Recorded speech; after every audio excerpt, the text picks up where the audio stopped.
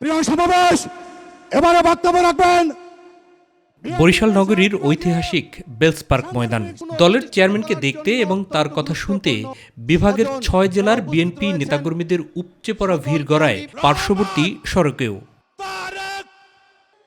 2 দশক পরে বরিশালে পা দিলেন তারেক রহমান। সভামঞ্চে এসেই জনতার ভালোবাসার জবাব দেন তিনি। তারেক রহমান। প্রধান অতিথির বক্তব্যে স্বৈরাচারের মতোই গুপ্ত সংগঠনের ব্যক্তিরা নতুন জালেম হিসেবে আবির্ভূত হয়েছে বলে মন্তব্য করেন তিনি।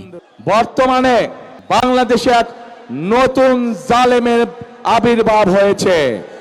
এই গুপ্ত সংগঠনের ব্যক্তিরা নতুন জালেম রূপে আবির্ভূত হয়েছে বাংলাদেশের মানুষের কাছে।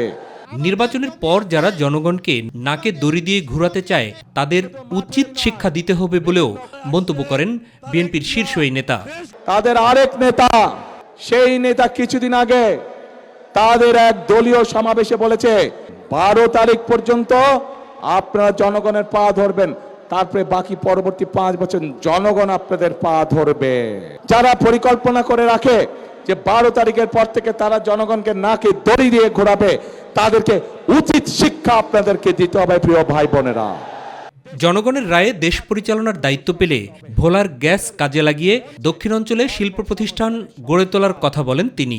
আমরা যেরকম ভোলাতে গ্যাস পাওয়া গিয়েছে, সেই গ্যাসকে কাজে লাগিয়ে আমরা সেখানকার উপযোগী শিল্প যেমন গড়ে তুলতে চাই, যার মাধ্যমে কর্মসংস্থানের ব্যবস্থা হবে, ঠিক একইভাবে বরিশাল বিভাগের জেলাগুলোতে আমাদের তরুণ এবং যুবক সদস্যদের যাতে কর্মসংস্থানের ব্যবস্থা হয়, সেই জন্য বিভিন্ন রকমের প্রশিক্ষণ কেন্দ্র আমরা গড়ে তুলতে চাই। রাজধানীর সাথে সড়ক যোগাযোগের জন্য বরিশাল ভোলা সেতু, বিভিন্ন জেলায় মেডিকেল কলেজ স্থাপন ও নদী ভাঙন সমস্যার সমাধানে ধানের শীষে ভোট দেওয়ার আহ্বান জানান বিএনপি চেয়ারম্যান তারেক রহমান। 12 তারিখে ইনশাআল্লাহ ধানের শীষকে জয়যুক্ত করার মাধ্যমে 13 তারিখ থেকে আসুন সকলে মিলে আমরা দেশ পুনর্গঠনের কাজে হাত দেই। বরিশালের জনসভা শেষ করে তারেক রহমান যান ফরিদপুরে। ঐতিহাসিক সরকারি রাজেন্দ্র কলেজ মাঠে নির্বাচনী জনসভায় প্রধান অতিথি হিসাবে অংশ নেন। বক্তব্যে জনগণের ভোটের অধিকারের বিরুদ্ধে ষড়যন্ত্র শুরু হয়েছে বলে মন্তব্য করেন। এই যে জনগণের স্বাধীনতা, জনগণের ভোটের অধিকার, জনগণের কথা বলার অধিকার, এর বিরুদ্ধে কিন্তু আবার ষড়যন্ত্র শুরু হয়ে গিয়েছে। একটি রাজনৈতিক দল ক্ষণে ক্ষণে রূপ পরিবর্তন করছে মন্তব্য করে জনগণের উপর তাদের আস্থা নেই বলেও অভিযোগ করেন।